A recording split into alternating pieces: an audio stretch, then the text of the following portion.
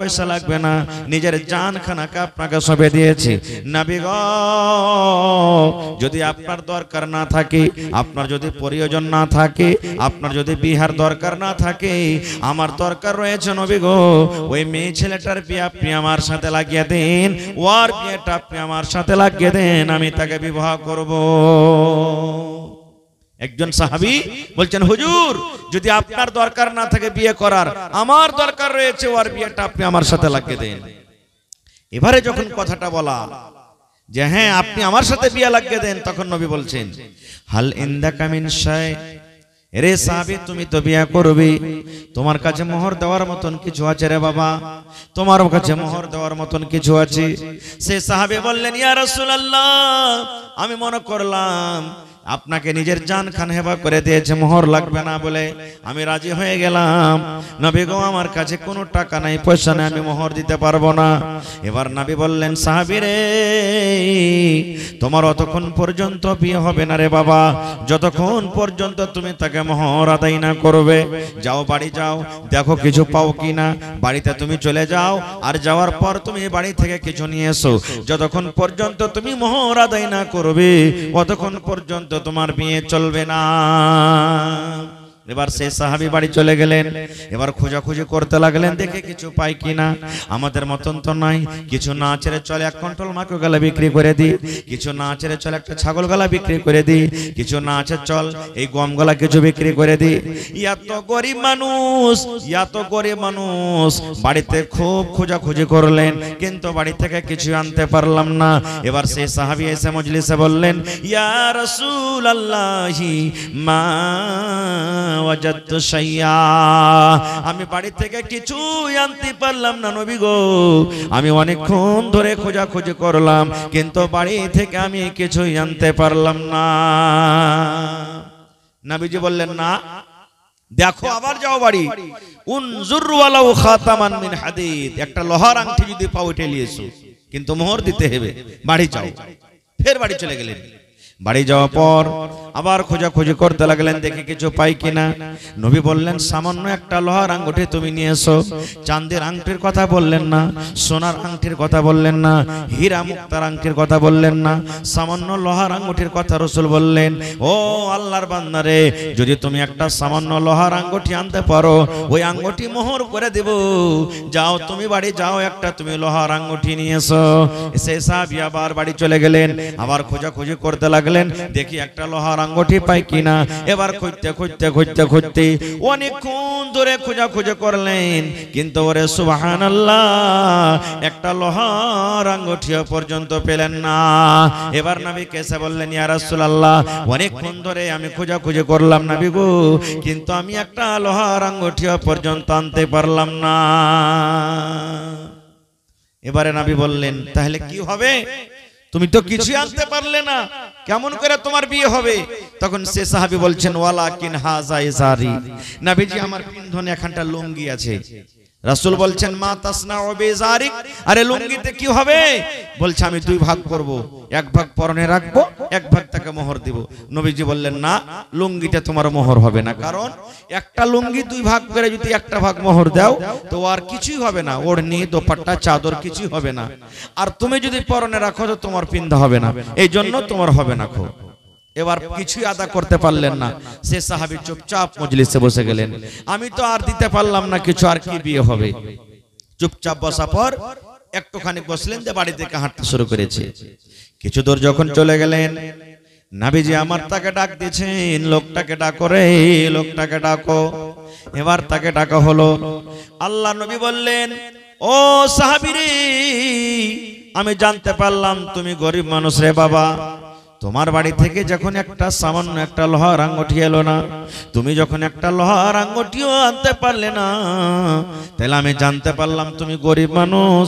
তাহলে শেষের বেলাতে বলো, বাবা রে, মাজা মা কামিনাল কোরআন, তুমি কোরআন কিছু জানো কিনা? মাজা মা কামিনাল কোরআন, কোরআন থেকে তুমি কিছু জানো কিনা? কোরআনের কোন সূরা তোমার মুখস্থ আছে কিনা? কোরআনের কিছু আয়াত তুমি জানো কিনা বলো তো। এই সাহাবী, কোরআনের কিছু তুমি জানো? কোরআন থেকে কিছু সূরা মুখস্থ আছে? তখন সে সাহাবী বলছেন নাম, জি আল্লাহ রাসূল জানি। ফাআদাদাহা, নবীর সামনে সূরাগুলোর নাম বলে দিলেন, আমি অমুক সূরা জানি, অমুক সূরা জানি, অমুক সূরা জানি, অমুক সূরা জানি, অমুক সূরা জানি, অমুক সূরা জানি, কিছু সূরাগুলোর নাম বলে দিলেন। এবার নবী বললেন, সাহাবী রে, যে সূরাগুলো তুমি জানো রে বাবা, ভালো করে পড়িতে পারবে কিনা? এবার সাহাবী বললেন, জি নবীজি আমি ভালো করে পড়িতে পারবো। এবার নবীজি বললেন, এরে আল্লাহর বান্দা, যে সূরাগুলো তুমি জানো এই সূরাগুলোর মধ্যে 30 খানা আয়াত, 30টা আয়াত এই মেয়ে ছেলেটাকে শিখিয়ে দেবে। আমি কোরআনের 30 খানা আয়াতকে মোহর করে তার সাথে আমি বিয়ে লাগিয়ে দিলাম। নারে তাকবীর। শুধু এই আপনাদের বসার জায়গাটা করার লেগে এতখানি মেহনত 2 মাস 3 মাস থেকে, তারপরও যদি আপনারা এসে না বসেন তো এটা খুব আফসোসের কথা। কিন্তু আরে ভাই, চা পান খাওয়ার আছে, খাইলেন, পারলে 10 টাকা দিবেন, না পারলে না দিবেন, কিন্তু সামনে এখানে এসে বসতে হয় মানুষকে।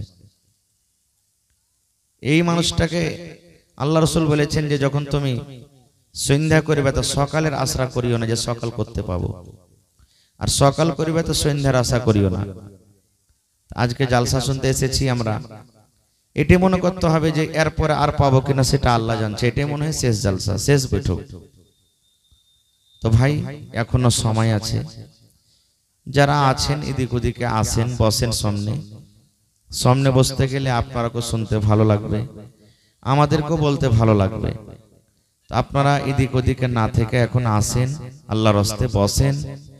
আমরা যদি কোরআন হাদিসকে অবশ্যই ভালোবাসি তাহলে দিনে মাহফিলে এসে ইনশাআল্লাহ বসবো। মাইক में थोड़ा आवाज बढ़ाइए। এবং মা খালারাও অনেক রাস্তাতে ঘোরাফেরা করছেন, ওই সমস্ত মা খালারাকে বলবো আপনারাও নিজের নিজের জায়গাতে এসে বসেন, আপনাদেরও সুন্দর জায়গা করা হয়েছে, আসেন বসেন। আল্লাহ যেন আমাদেরকে এই জালসাতে বসার, বলার, শোনার, আমল করার, দান করার জন্য তৌফিক দেন। আল্লাহুম্মা আমিন। ইন্নাল হামদালিল্লাহ নাহমাদুহু ওয়া নাস্তাঈনুহু ওয়া নাস্তাগফিরুহু ওয়া নাউযু বিল্লাহি মিন শুরুরি আনফুসিনা ওয়া মিন সাইয়্যাতি আমালিনা। মান ইয়াহদিহিল্লাহু ফালা মুযিল্লা লাহু ওয়া মান ইউযলিলহু ফালা হাদিয়া লাহু। وأشهد أن لا إله إلا الله وحده لا شريك له وأشهد أن محمدا عبده ورسوله أما بعد فإن خير الحديث كتاب الله وخير الهدي هدي محمد صلى الله عليه وسلم وشر الأمور محدثاتها وكل محدثة بدعة وكل بدعة ضلالة وكل ضلالة في النار. أعوذ بالله من الشيطان الرجيم.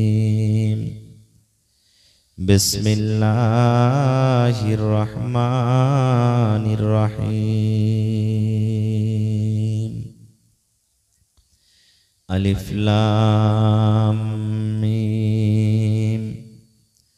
ذلك الكتاب لا ريب فيه هدى للمتقين. وقال الله تبارك وتعالى في موضع آخر بسم الله الرحمن الرحيم. شهر رمضان الذي أنزل فيه القرآن. وقال النبي صلى الله عليه وسلم খায়রুকুম মান তাআল্লামাল কুরআন ওয়া আল্লামা। মরণী কথা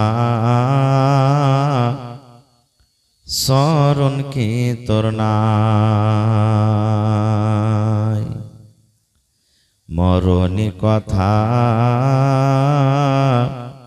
মনে কি তোর নাই,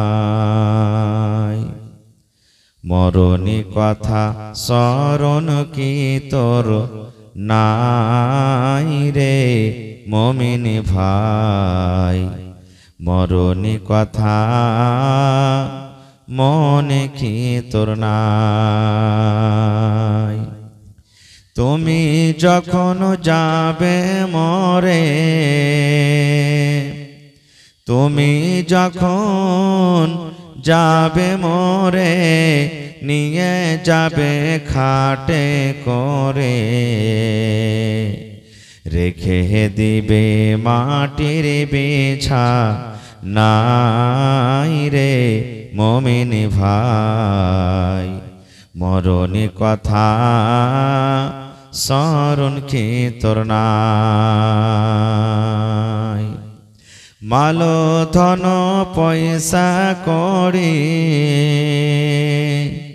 মাল ধন পয়সা করি, থেকে যাবে দালান বাড়ি, মাল ধন পয়সা করি,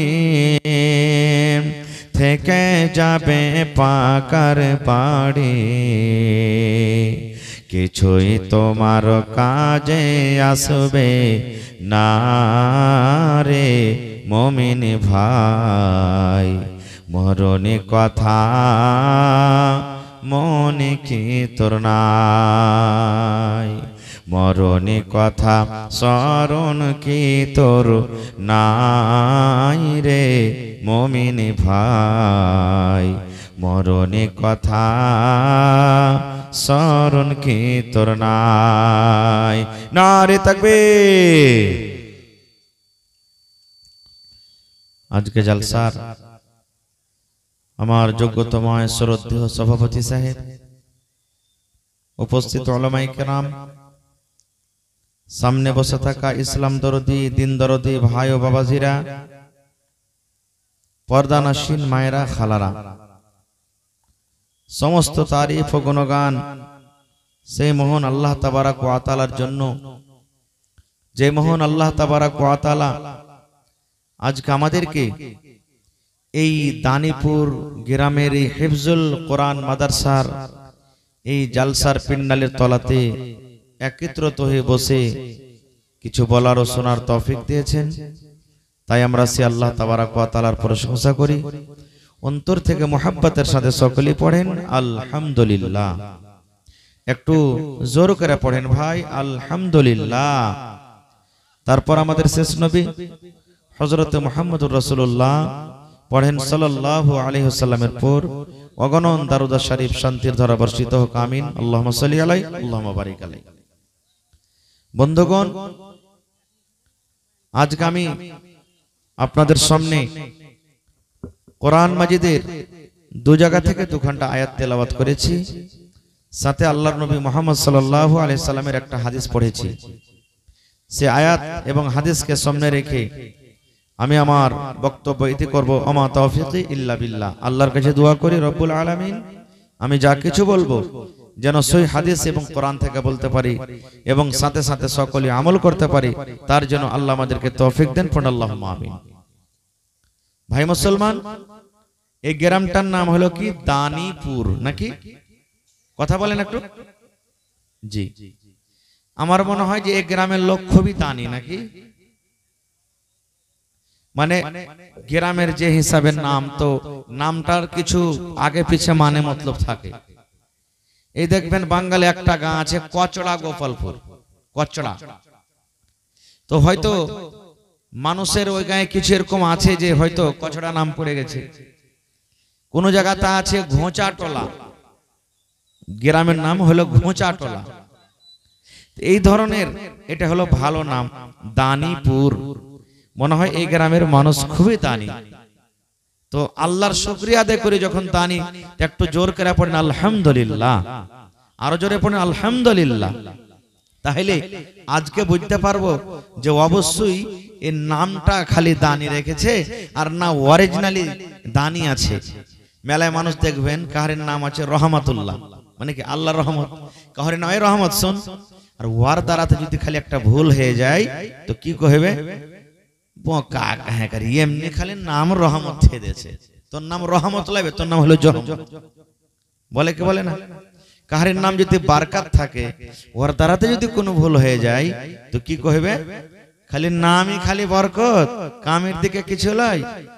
তা আজকে ইনশাআল্লাহ এই আমার দানিপুর এলাকার মা, খালা, ভাই, বেরাদর যত আছেন, ইনশাআল্লাহ দেখাইতে হবে যে শুধু আমাদের গ্রামের নাম দানি নয়, অরিজিনাল আসলে আমরাই দানিয়েছি। পড়েন ইনশাআল্লাহ, জোরে পড়েন ইনশাআল্লাহ।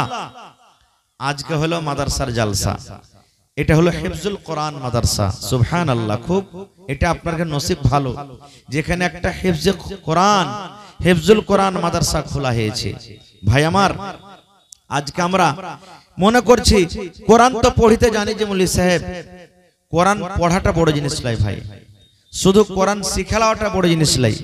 কেউ নেকি মনে করে কোরআন শিখে, কেউ তো হয়তো বিয়া শাদী হইবে কি হইবে না তখন দু চারটা সূরা গালা শিখে না।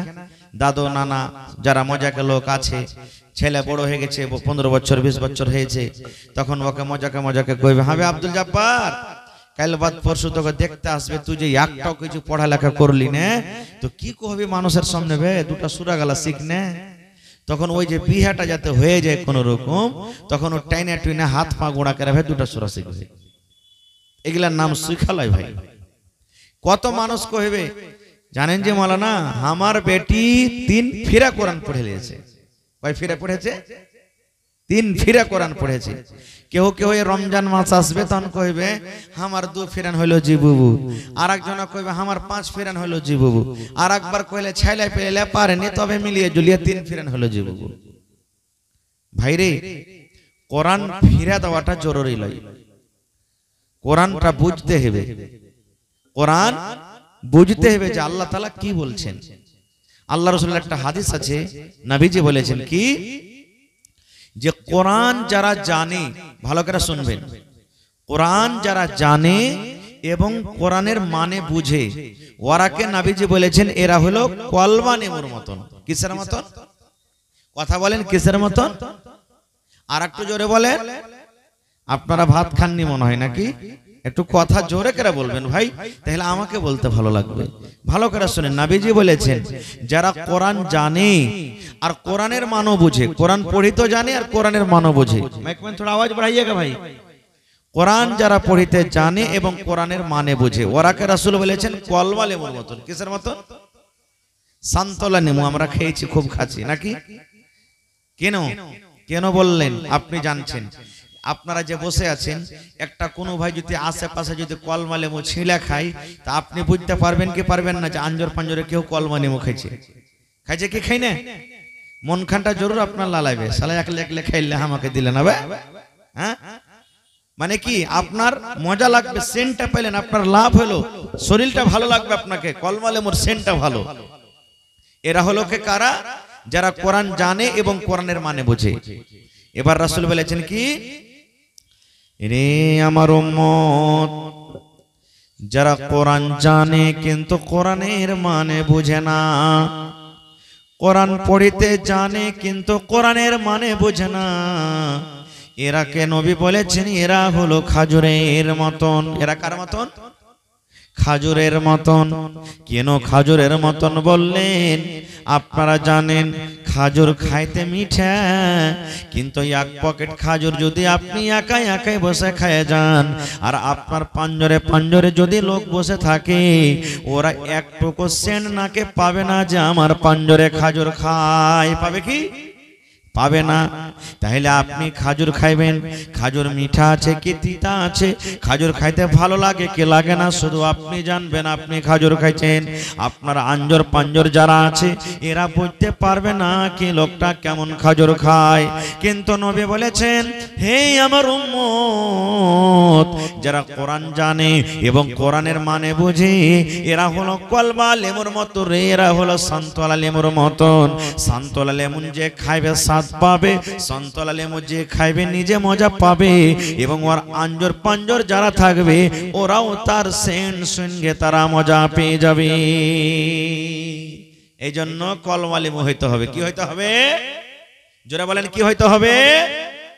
হ্যাঁ, দেখবেন বড় বড় মোবাইলে এখন ভিডিও চলছে, সৌদি আরবের মানুষ আরবি বুঝে, কোরআন আরবি, ওরা যখন কোরআন মাজিদ পড়ে ওরকে চোখ দিয়ে ঝরঝর ঝরঝর করে পানি ঝরে। যেখানে আজাবের কথা আছে, যেখানে কান্দার কথা আছে, ওরা কোরআন শুনে শুনে কোরআন পড়ে কিংবা শুনে তখন কান্দন বাড়িয়ে যায়। কেন তারা কান্দন বাড়ায়, কেন তারা কান্দে? এই জন্য কান্দে বন্ধুরে, তারা কোরআন পড়িতে জানে এবং কোরআনের মানে বুঝে। আর আমাদের যদি এলাকাতে হাফিজ সাহেবেরা মসজিদে যখন তারাবির নামাজ হয়, রাত দিন কোরআন যদি গোটে খতম করে দেয়, তা আমাকে চোখ দিয়ে একটুকু পানি ঝরবে না। কেন? আমরা কোরআনের মানে বুঝি না। বাড়াবে জি ভাই, কোরআনের আমরা মানে বুঝি না, অর্থ বুঝি না, তো কি আমাদের চোখ দিয়ে পানি ভরাবে? এই জন্য কোরআনের মানে বুঝতে হবে। ভাই আমার, আজকে আপনাদের মাদ্রাসাতে হিফজুল কোরআন, কত ভাই এটা মনে করে আমি এগুলো বিজনেস শুরু করে দিয়েছে, মাদ্রাসা করার কি দরকার? মুসলমান রে, মুসলমানের জান হলো মাদ্রাসা, মুসলমানের শান হলো মাদ্রাসা। আল্লাহর নবী যখন দুনিয়া থেকে চলে যাবেন, নবীজি ওই টাইমে বললেন, হে আমার উম্মত, তারাকতু ফিকুম আমরাইন, তোমাদের জন্য আমি দুটা জিনিস ছেড়ে গেলাম রে, তোমাদের জন্য দুটা কিতাব ছেড়ে গেলাম। যতদিন তোমরা মজবুত করে ধরে থাকবে, তোমরা পথভ্রষ্ট হবে না, গোমরা হবে না। সেই দুটা কিতাব কি? একটা হলো আল্লাহর কিতাব কোরআন, আর একটা হলো আমার সুন্নাত হাদিস। এই দুটা কিতাব যতদিন তোমরা ধরে থাকবে, কোনোদিন তোমরা কিন্তু পথভ্রষ্ট হবে না। নারে তাকবীর। কিন্তু কখন পথভ্রষ্ট হব না? কোরআন জানবো, তাহলে তো ভাই কোরআন শিখবো। তো আজকে 12 বছর 14 বছর হয়েছে, বহু দেখতে চলে এলো আমরা, কোহছি কতটি পড়েছ রে বাবা, কোরআন কত জানো? পট করে সাইড থেকে ওর মা কিংবা বাপ কিংবা আর অন্য লোক কইবে, কইও না মৌলভী সাহেব, সিফারা পড়া খালি কোরআনে পা দিয়েছে, তোমরা দেখতে চলে এসেছে। এই তো আমাদের পড়া, এগুলা পড়ে কোনো লাভ হবে না। কোরআন একটা এমন জিনিস, সুবহানাল্লাহ, কোরআনের মার্তাবা, কোরআনের ফজিলত, কোরআনের মানা আমরা বুঝি না, তো ওর অন্তরে আমাদের মোহাব্বত মায়া কিন্তু ঢোকে না, মায়া ঢোকে না। যেদিন আপনার কোরআনের মোহাব্বত ভালোবাসা অন্তরে ঢুকবে, সুবহানাল্লাহ, সেই দিন কিন্তু দুনিয়ার কোনো কিতাব, কোনো গান, কোনো বাজনা আপনাকে ভালো লাগবে না, কোনো বাজনা ভালো লাগবে না। আচ্ছা আপনারা বলেন তো, আজকে যখন আমাদের ছেলে মেয়েদের যখন বিয়া হয়, মোহর হয় কি হয় না? জোরে বলেন, মোহর হয় কি হয় না? কথা বলেন না জি ভাই। মোহর হয় 5,000 10,000 সোনা চাঁদি, এই সমস্ত জিনিস মোহর হয়। এই জায়গাতে যদি কোনো লোক এসে বলে দেয়, ভাই আমি কোরআনের মোহর দিব তোমাকে, মানে কি? তোমাকে আমি 2 রাকাত 2 রুকু 1 রুকু 1 পারা 1টা আয়াত 5টা আয়াত 5টা সূরা শিখিয়ে দেব, দুনিয়াতে কেউ মানবে না, হ্যাঁ না, এটাকে মানা হবে না। কিন্তু আল্লাহ রাসূলের জামানাতে এরকমও ঘটনা ঘটেছে, গরিব সাহাবী কিছু নেই বাড়িতে, কোরআনের মহব্বত ভালোবাসা তাদের অন্তরে, তাদের সিনাতে ছিল, সেটা কি তারা মেনে নিয়েছে। এত তারা কোরআনকে বিশ্বাস করতেন, ভালোবাসতেন। এর প্রমাণ যেমন আপনারা জালসা শুনছেন, আল্লাহ রাসূলের জামানাতে একটা বৈঠক, এক মজলিস লেগে আছেন, নবীজি সেই মজলিসে আছেন, বসে আছেন, সাহাবায়ে কেরাম বসে আছেন, আর একটা বেটি ছেলে সুন্দর করে পর্দাশীলা হয়ে নবীর কাছে চলে এসেছে মজলিসে, আর ডাইরেক্ট নবীকে বলছেন কি, যে তো আহবলা কানাফসি ইয়া রাসূলুল্লাহ। সাহাবায়ে কেরামের দল বসে আছেন, জামাত বসে আছেন, নবী আমার সে মজলিসে আছেন। সে মহিলা এসে বলছেন, আল্লাহর নবী গো, আমার জান খানা আপনাকে সঁপে দিলাম, হেবা করে দিলাম, আমার নিজের আত্মা খানাকে আপনার সঁপে দিলাম, এতটি লোকের সামনে নিজের জানখানাকে সঁপে দিলাম, আপনাকে টাকা লাগবে না, মোহর লাগবে না, পয়সা লাগবে না, বিনা টাকাতে বিনা মোহরে আমি নিজের জানখানা সঁপে দিলাম, আপনি আমাকে বিবাহ করালেন। মহিলাটা নবীকে বলছেন, হুজুর টাকা পয়সা লাগবে না, মোহর লাগবে না, আপনাকে আমার জান আপনাকে সঁপে দিলাম, আপনি আমাকে বিবাহ করালেন। নবীজি কথাটা শুনে ওর দিকে দেখলেন যে মেয়েটা দেখতে কেমন, মাথার চাঁদি থেকে নিয়ে পার তলা পর্যন্ত নবীজি এরকম করে নজর করে দেখলেন দেখতে কেমন। তাহলে হাদিস থেকে বোঝা গেল যে বিয়ে শাদী করবে ওকে দেখতে হবে। আর অন্য হাদিসে নবীজি দেখার কথা বলেছেন, হে যুবকরে, যে বেটি ছেলেকে তুমি বিয়ে করবে ওকে তুমি এক নজর দেখে নাও, ওকে দেখতে তুমি যাও, কারণ তুমি ওকে পছন্দ করবে, ও তোমাকে পছন্দ করবে, যেন তোমাদের রিশতাটা পরে না ভেঙে যায়, এই জন্য তোমরা দেখে শুনে বিয়ে করো। কিন্তু আমাদের সমাজে এখন উল্টা হয়ে গেছে, বিয়ে করব আমি, দেখতে যাবে আমার মা, বিয়ে করব আমি, দেখতে যাবে আমার বাপ, বিয়ে করব আমি, দেখতে যাবে আমার বন্ধু, বিয়ে করব আমি, গ্রামের মন্ডল দেখতে যাবে, বিয়ে করবে আমি, গ্রামের অমুক অমুক দেখতে যাবে। এবার ফল আমাদের কি হয়, 2 মাস 4 মাস কেটে গেল, 5 মাসের বেলাতে আর কিন্তু ভালো লাগে না। এবার বেবি বলছে, আব্বা যে মরার ভাত খাবো না। এবারে কিন্তু পুরুষটা বলছে, আমি হালের বেটে হালে কার বাড়তে রাখবো না। এবার মজলিস বসে গেল, তালাক হয়ে কিন্তু ছুটে গেল। এরকম হয় কি হয় না? এই জন্য রাসূল বলেছেন বিয়ে করার টাইমে তুমি দেখো। খায়র আমি ওদিকে যাব না। এইবারে সে মহিলা বলছেন, আল্লাহ নবী গো, আমার জানখানা আপনাকে সঁপে দিলাম, হেবা করে দিলাম গো নবীজি, আপনাকে টাকা লাগবে না, পয়সা লাগবে না, বিনা টাকাতে আপনি বিবাহ করেলেন। নবী আমার তাকে দেখলেন, মাথার চাঁদি থেকে নিয়ে পার তলা পর্যন্ত দেখলেন, তাকে দেখতে কেমন। দেখাশোনা পর এবার নবীজি এরকম ভাবে মাথা নত করে নিলেন, মাথা নিচে করে নিলেন। নবীজি বিয়ে করব কি করব না, পছন্দ আছো কিনা, কোনো উত্তর নেই। দেখা পর নিচে করে নিলেন মাথা। এবার সে মহিলাটা ভাবা চিন্তা করলেন, আরে নবীজি আমাকে দেখলেন, আমি নবীকে সঁপে দিলাম, কিন্তু উত্তর দিলেন না। তো ভাবা চিন্তা করে উনিও সাইডে বসে গেলেন, যে নবীজি আমাকে যখন কোনো কথা বলবেন যে হ্যাঁ তোমাকে বিবাহ করব কি করব না, তখন এখান থেকে যাব। বসে গেলেন এক সাইডে। কিছু সময় যখন কেটে গেল, ধরেন 10 মিনিট, 15 মিনিট, আধ ঘন্টা, এরকম ভাবে যখন কিছু সময় কেটে গেল, নবীজি কিন্তু কোনো উত্তর দেন না। সাহাবীদের মধ্যে একজন সাহাবী, ফাকামা রাজুলুম মিন আসহাবিহি, একজন সাহাবী দাঁড় হয়ে গেলেন। এবার নবীকে বলছেন, ইয়া রাসূলুল্লাহি, যে মেয়ে ছেলে আপনাকে নিজের জানখানা সঁপে দিয়েছে, আপনার সাথে বিয়ে করতে চেয়েছি, আপনাকে টাকা লাগবে না, পয়সা লাগবে না, নিজের জানখানাকে আপনাকে সঁপে দিয়েছি।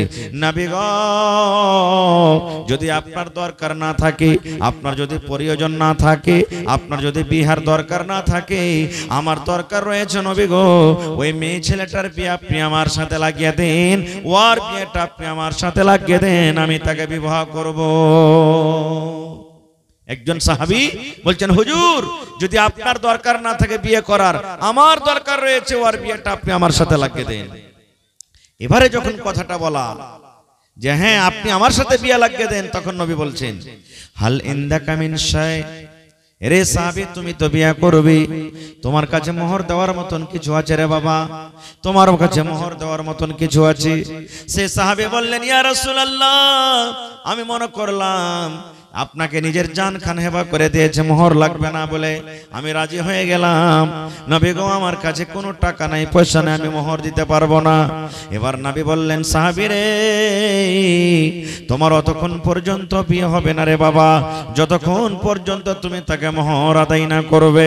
যাও, বাড়ি যাও, দেখো কিছু পাও কিনা, বাড়িতে তুমি চলে যাও, আর যাওয়ার পর তুমি বাড়ি থেকে কিছু নিয়ে এসো। যতক্ষণ পর্যন্ত তুমি মোহর আদায় না করবে, ততক্ষণ পর্যন্ত তোমার বিয়ে চলবে না।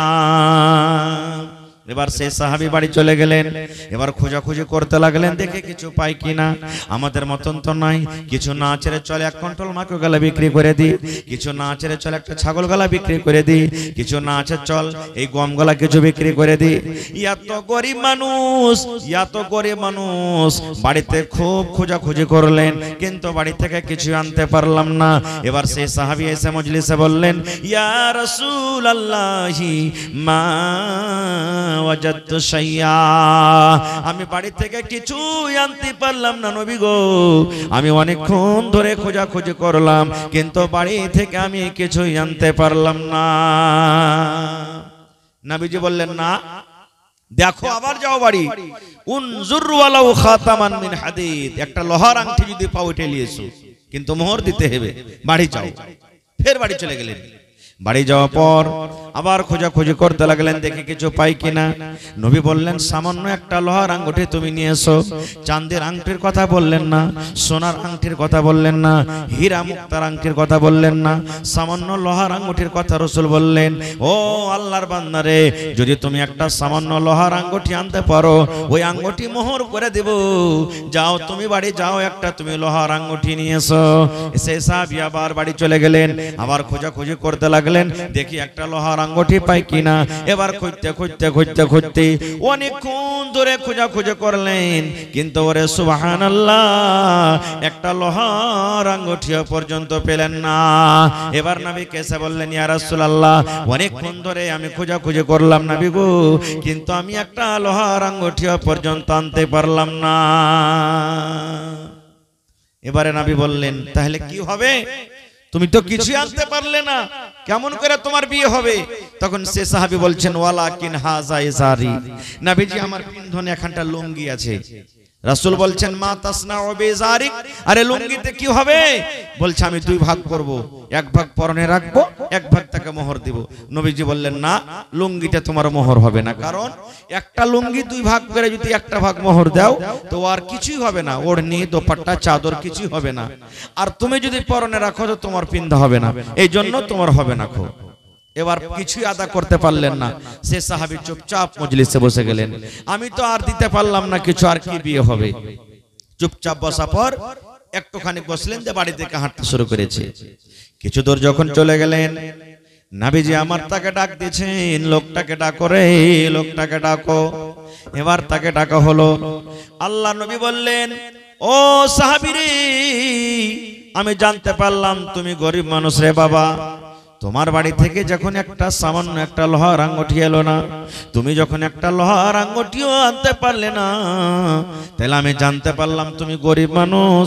তাহলে শেষের বেলাতে বলো, বাবা রে, মাজা মা কামিনাল কোরআন, তুমি কোরআন কিছু জানো কিনা?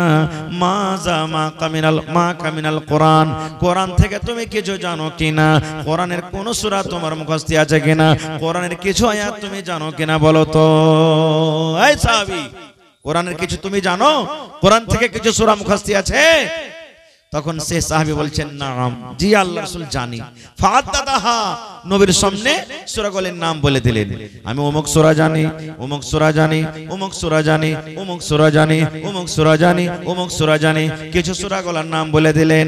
এবার নবী বললেন, সাহাবী রে, যে সূরাগুলো তুমি জানো রে বাবা, ভালো করে পড়িতে পারবে কিনা? এবার সাহাবী বললেন, জি নবীজি, আমি ভালো করে পড়িতে পারবো। এবার নবীজি বললেন, এরে আল্লাহর বান্দা, যে সূরাগুলো তুমি জানো, এই সূরাগুলোর মধ্যে 30 খানা আয়াত, 30টা আয়াত এই মেয়ে ছেলেটাকে শিখিয়ে দেবে। আমি কোরআনের 30 খানা আয়াতকে মোহর করে তার সাথে আমি বিয়ে লাগিয়ে দিলাম। নারে তাকবীর।